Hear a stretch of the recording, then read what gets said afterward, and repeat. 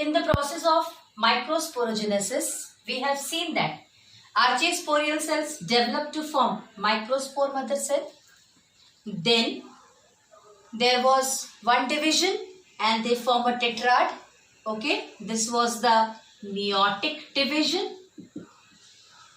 One meiotic division and it forms a tetrad. These tetrads get separated and then they form pollen grain. Now this pollen grain is haploid. Clear? Now see, it was diploid. Now see what is the structure of this pollen grain. Generally in the previous classes we have read like this. Okay, now see the detail of this. This pollen grain is made up of a layer called as exine. This is the outermost layer. If you remember that in the process of tapetum, in the function of tapetum, we have read that tapetum help in the formation of sporopollenin, which is the most resistant substance in the living world. Now this exine is made up of sporopollenin. This is only the reason, children, that if these pollen grains are eaten or taken by some of the insects, then still their viability remains. That is, still they remains alive. Because of this exine protect all the material that is present inside.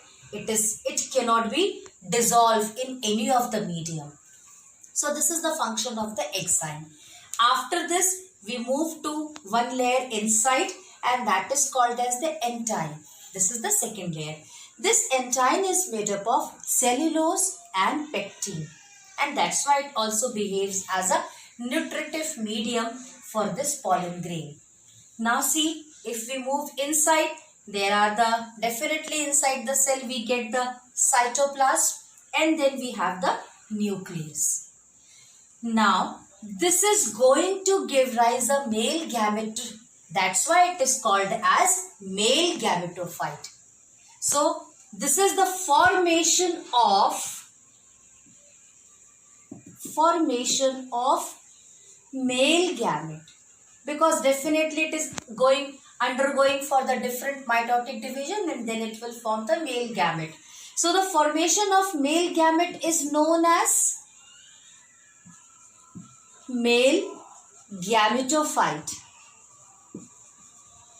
Okay, now see what happens when the division will take place. Here, now mitotic division will occur.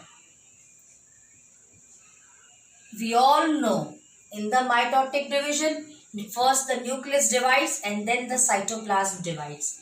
The nucleus will divide first and we will get the two nucleus like this. This is one will go to the upper side and one nucleus will come downside. Now what will happen? Cytoplasm will divide. If the cytoplasm will divide, then see what will be the condition. One cytoplasm will divide like this and we will get the second cytoplasm. Now this is the cytoplasm, nucleus and cytoplasm, and this is the nucleus and cytoplasm. Now this is called as generative cell or generative nucleus or generative cell, and this is called as vegetative. Okay, now we all know that generative cell and vegetative cell. Now see what will happen. This generative cell will again divide and then it will give rise to the two male gametes. It may divide or may not divide. If it divides, then it gives rise to two male gametes. Now see what will happen. In 60% of angiosperm,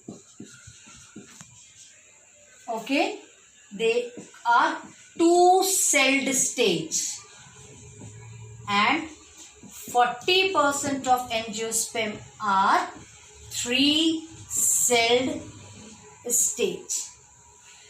this generative nucleus, it remains intact with the end time. When it divides, then it remains intact with the end time. But after some time, it will reach to the cytoplasm, it will float over there, and then it divides and form the two male gametes. Now, this male gamete only reaches to the ovule after the formation of the pollen tube. Now see how the pollen tubes are formed. Although it is a pollen grain covered with the exine, clear? So there is no space because it is the hardest known substance. In between the two exine, there is a pore. You can see everywhere I have made a pore. Now these are called as the germ pore. And through this germ pore only, the pollen tube comes out. Suppose like this. Now how the pollen tubes are formed?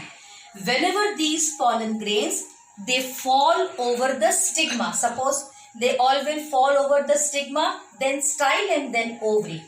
Whenever these pollen grains, they fall over the stigma, then a liquid, a substance secreted by the stigma will move inside through these germ pore, and the pollen grain will increase in size. But because of the exine, it will not grow in size from all the sides.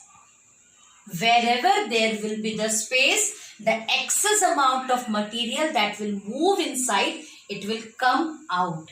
Getting my point?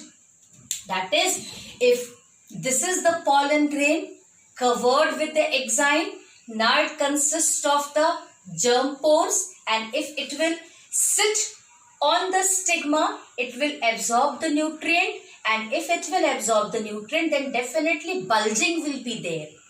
Okay, and from any of the germ pore side, one bulge like structure will come out, and that will form the pollen tube. Now this pollen tube will contain vegetative nucleus as well as the male gametophyte. Vegetative, what it will do? It will provide nourishment, and male gametophyte is responsible for the process of fertilization. So children, this is all about the process of microsporogenesis and the formation of the male gamete. Now, in the next class, we will see about female gametophyte. We will study the detailed structure of the this one. What to say? Stigma, style and ovary, that is gynosia. Okay, thank you.